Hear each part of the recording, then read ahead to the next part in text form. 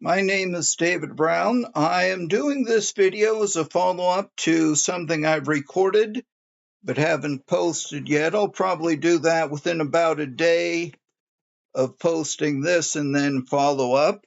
What I covered in the last video is kind of a comeback to YouTube.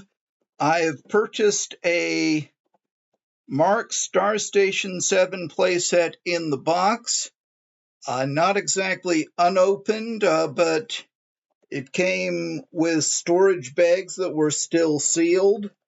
And I did go over in the previous video, that really did not make a big difference in the price of the item. So with this, it is the last Marx Space playset that was entirely released by Marx. They did have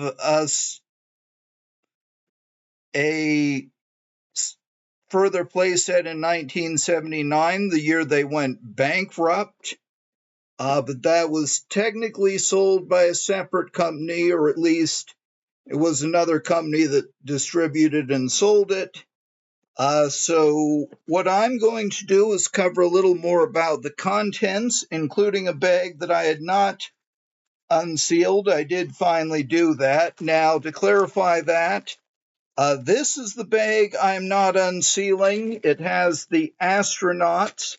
It looks like it was partly torn, but it was never unsealed, and I plan to leave it that way. It's just fairly straightforward. There's 10 astronauts and also an accessory. This is a box that's meant to be carried by 2 astronauts with ring hands. And as far as I can tell, 4 of the astronauts in this set do have the ring hands, so it's not like they have more accessories than it could carry, though that also means there are only 6 figures in here that aren't the ring hand sculpt, and there do seem to be duplicates of those. There's a guy with a flag and another guy with a flag. What I call the stepping guy here, you might or might not see this particularly well, that I call the stepping guy. I think he has a couple duplicates. Here's my favorite. Again, you might not be able to see him well. Okay, I think this is as good as it's going to get. I call this Scooper. He's an astronaut putting something in a sample bag, and the joke, if you're willing to go there, writes itself. Now, this is the big thing I decided to do that I had not settled on when I did the original video. I opened this bag that has the main accessories. Now, the tanks are the big ticket item here, which I've covered. They were in bags that seemed to be original to the set, but they were not in sealed bags. And there were a few things in this definitely not original Ziploc bag. Now, for the accessory bag, there's some things I was definitely just not going to try to mess with, especially there is what I call the Flash Gordon Tower. To me, this looks Flash Gordon. I've seen, though, other theories that it actually originated with some at least marginally serious spacecraft proposals. It's just this weird tower. This I had purchased just already assembled, and I am not at all confident I could disassemble the parts here and based on this, so I'm just not going to try. And looking at this, what you can really see, like here, the pieces are not nearly as smooth as you usually get from Marx, which is making me think either this was put together quickly and cheaply by them, or they were just already outsourcing to someone else because they were so close to the end of the line. And the good point here, I had seen these things before loose, and this, I would say, confirms that these silver parts were in playsets sold by Marx. The big thing I covered in the first video is that the silver color is very common to Mexican reissues, well, mainly Mexican reissues.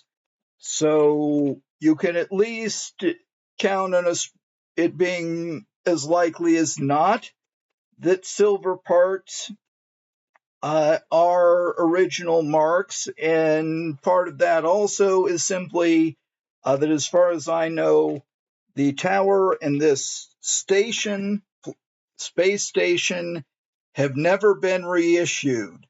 The way it really works, the originals from the 1960s, like Operation Moonbase, are going to have a red or orange color. What it looks like might vary by age, by how weathered they are, or even just how it might look in a photo. The first Star Station 7 sets, I'm satisfied, would have had this yellow color, but at some point they were issuing the silver ones also. Probably later, but then we can't be sure of that. Going with just whether they were cutting corners or using other people, that could have been happening just to fill out the orders. So maybe the yellow and silver were being produced simultaneously. And the items I decided were worth opening the bag for and assembling are these additional accessories. Here's one of them. This is the one that's all one piece. Obviously, it's a satellite dish. It looks like these things might move, but they don't unless you're just turning the base back and forth. And you can see from the back, this part is hollowed out, though the back of these is still fully sculpted. And this is another, they call it the helical radar microphone. Of course, microphones would not actually work in space, maybe on Mars, but not the moon or anything without an atmosphere. And this something else, it looks like it would move. It does have a swivel point here, but these things, they are tilted up as an angle, so it definitely looks like they represent something that would move, but they do not actually swivel at these points. You can disassemble it easily, so I could put this thing back in the bag disassembled. And this is the big ticket item here. And this was what convinced me it would not be a problem to open this set. Now, the bag, that is. This is a Marx Morse code clicker, and that would have made sense for the 1950s and 60s. Obviously, by the 70s, they were doing other things, but this was an older set being reissued. Now, I'd been trying to figure out how this is supposed to work. I did find a 1960s specimen being sold, but for way more than the price I'd pay for just the one item. And what I saw from that is that it did include a spring right here. This was definitely not in the set I got. It's possible that the previous owner or someone who had the set at some point lost the spring. What makes me suspicious even about that is simply that the instructions for this playset do not show putting in a spring. And that makes me think maybe they never put it in. Excuse me, I'm double checking here what's in the box or what I have here. Yes, here are the instructions for assembling it. It shows putting it together like I have with the card in the back, but it does not show putting in a spring, though there are enough discrepancies already in the instruction sheet. So at any rate, it's possible that this never had the spring in it. What I had tried to figure out is if this thing will actually work without a spring mechanism. I concluded it will, kind of. All that happens, the back of the card, or rather the other side of this card that has the Morse code, has red and white stripes, and these are definitely aged, which satisfies me that this is an authentic item. So what happens, these are the red stripes, these are the white stripes, and all you do is push it down, pull it up, it goes from red to white to red, repeat, and it's not a very quick mechanism, but then it still does what it's supposed to, and I really wonder, it is a bit slow moving it up and down, and that I think goes along with what you can already see about these not being manufactured to the same standard Marx had had before. And this is one more. They call this, I'm taking another look at these instructions, the solar battery. And all that really looks like is a spotlight or reflector. It would make sense as a solar panel. And this is one thing that was weird. This is the main part for this, presumably what they are calling the battery. And this is something that it swivels from. Now, what you can see here is that this is still attached to a frame piece from the mold, and there's an extra piece here. This is not mentioned at any point in the instructions, so I have no idea what it is. There are extra parts here. Another one I had already discussed is this bit, which I think is part of a trailer that originally had these great big wheels in the 1960s set. My best guess is that there were a few parts that were still part of Marx's old molds that ended up thrown in here, but they were parts of things that were not otherwise included. What I might wonder about with this,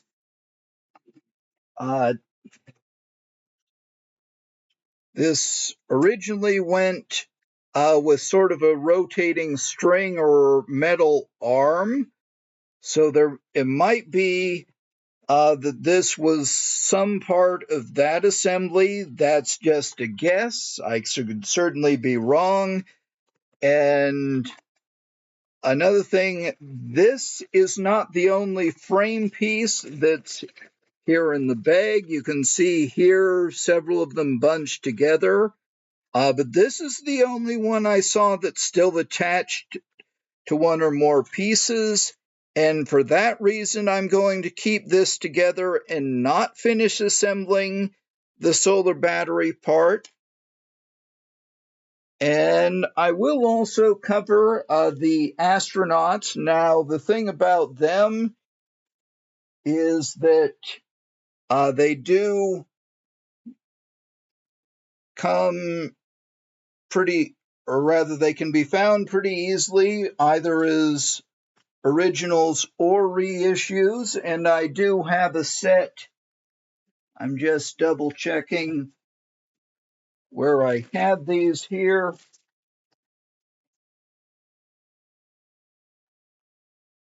Now, here is something else I didn't cover before. There is a playmat included. I think I can safely unfold this. So this is the terrain mat. I'm going to try to hold it up.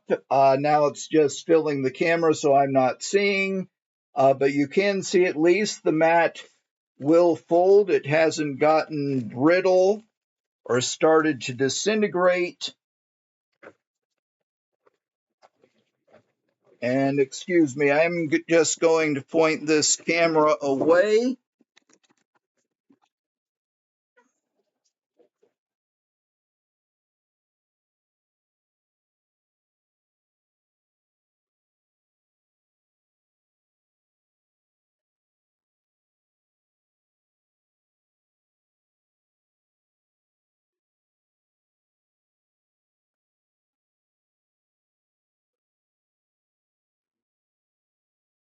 Here's one more look at the clicker. Yes. All right. Now I had these just off camera where I wasn't seeing them.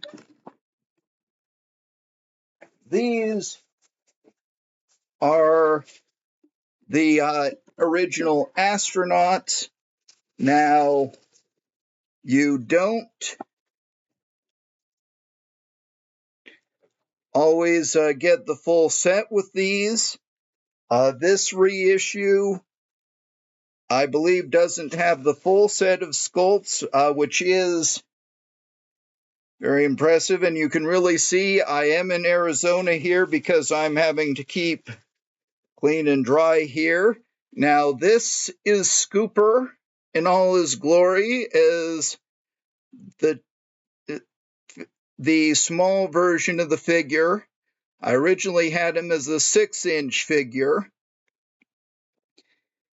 And the big argument with these guys is when they were issued. The big figures show a date of 1970. I've seen it argued that these weren't released until 1976 or even 1977, which would be very late. I'm not satisfied with that, but we don't necessarily know when they would have been released at an earlier point. Here's a ring hand guy, and this is where the handle for that box would go. Here's another scooper. I believe I have about 12 sculpts here. Here's a guy with a sample bag who is featured on the Star Station box. And this is another one that just kind of makes its own joke. And I might do another video to cover it. Here's a guy with a shovel. This is one of the other ones that got his own nominal 6-inch sculpt. Here's another one using a shovel. And I'm looking for one particular one. I believe I was seeing. Here's the bag. I'm still looking.